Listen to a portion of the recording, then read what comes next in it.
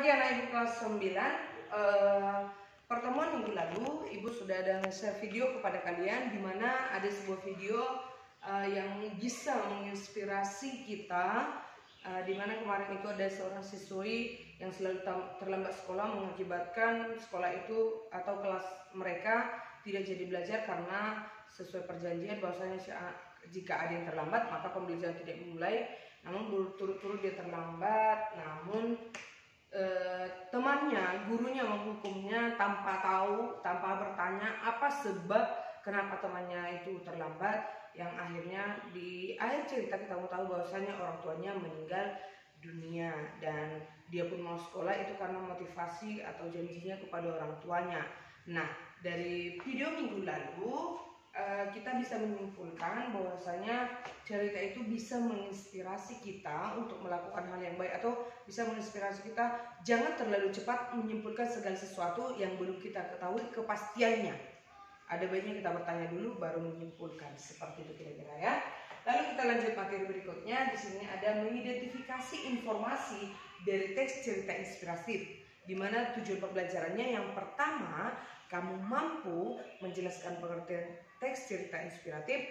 Yang kedua, kamu mampu menjelaskan ciri-ciri teks cerita inspiratif. Dan yang ketiga, kamu mampu mengungkapkan rasa yang ditimbulkan teks cerita inspiratif. Oke, kita langsung saja ke pengertiannya. Bahwasanya teks cerita inspiratif itu adalah teks yang berisi kisah yang bisa memotivasi atau menginspirasi orang lain untuk melakukan hal yang sama. Sekali lagi ya, teks yang berisi kisah yang bisa menginspirasi orang lain untuk melakukan hal yang sama. Dalam konteks ini harus yang positif ya. Lalu ciri-cirinya apa? Temanya tentang perjuangan hidup seseorang ya, tentang perjuangan hidup seseorang. Lalu yang kedua, sorotan utama dari dalam cerita adalah amanatnya atau pesan yang bisa kita ambil dari cerita itu. Lalu yang ketiga, bersifat naratif. Naratif TV itu adalah narasi cerita berdasarkan pola urutan waktu, berurutan dia ya. Lalu tokoh utama dalam cerita menjadi panutan ya. Tokoh utama menjadi panutan, menjadi orang yang bisa menginspirasi kita.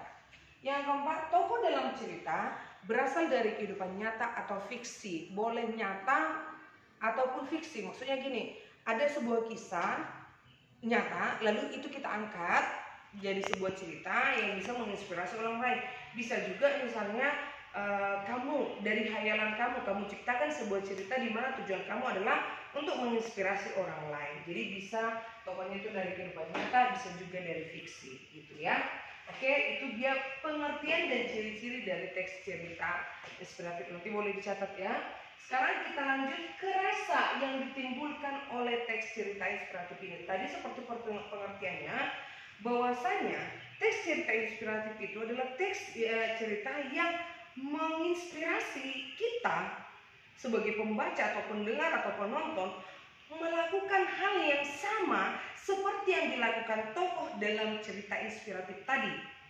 Nah, kenapa kita bisa bertindak? Apa yang mendasari kenapa kita melakukan tindakan itu? Kita lihat di sini ada rasa simpati, peduli, dan empati. Simpati itu keikutsertaan merasakan apa yang dirasakan oleh orang lain. Ketika misalnya seseorang sedih, kita juga ikut merasa sedih. Itu adalah simpati. Ada yang kedua, peduli, memperhatikan atau mengindahkan. Kalau misal temanmu ada yang bersedih, kamu juga ikut sedih. Lalu apa bukti wujud bahwa kamu peduli terhadap temanmu yang sedih itu? Bahwa bukti kamu ikut merasakan sedih yang dirasakan oleh temanmu itu. Itulah peduli. Lalu yang ketiga ada empati.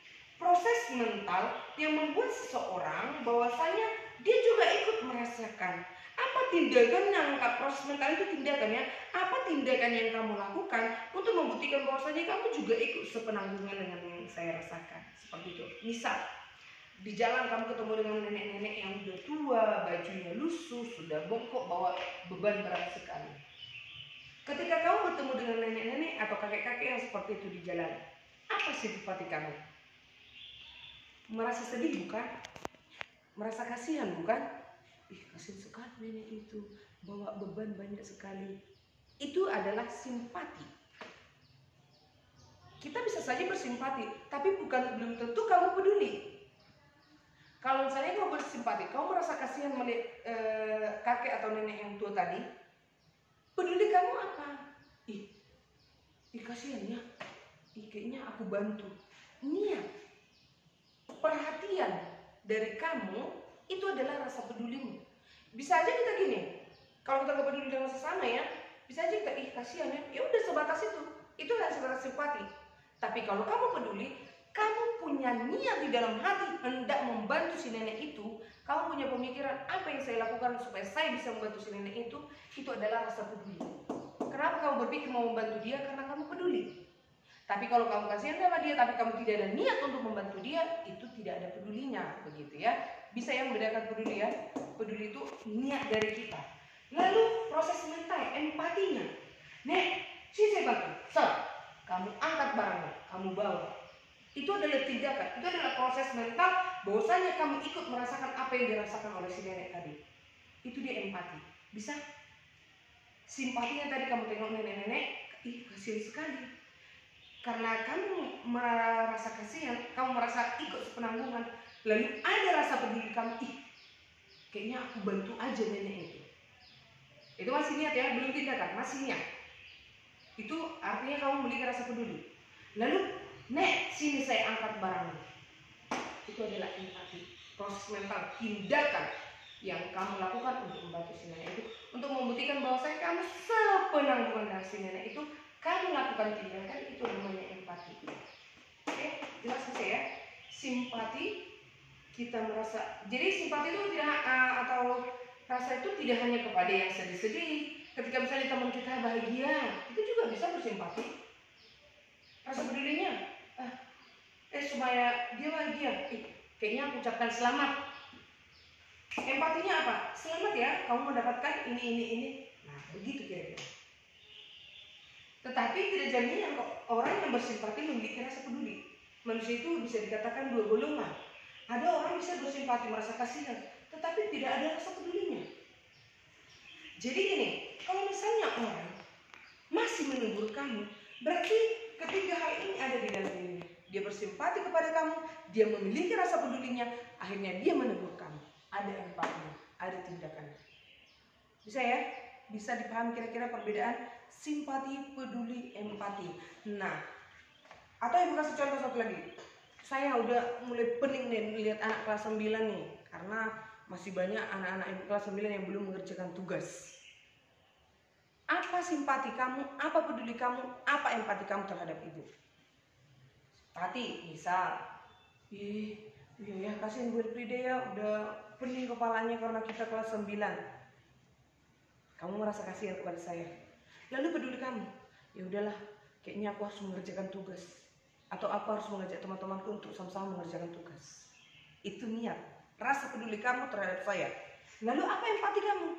Kamu kerjakan tugasnya, atau kamu ajak teman, ayo kita kerjakan tugas kita supaya ibu itu bahagia. Oke, simpati itu kamu ikut sepenanggungan dengan apa yang saya rasakan. Peduli itu rasa yang muncul dari keikutsertaan tadi. Empati itu tindakan yang kamu lakukan. Jadi kalau sudah tindakan, itu baru empati. Kalau peduli masih niat. Oke? Jadi kenapa tadi?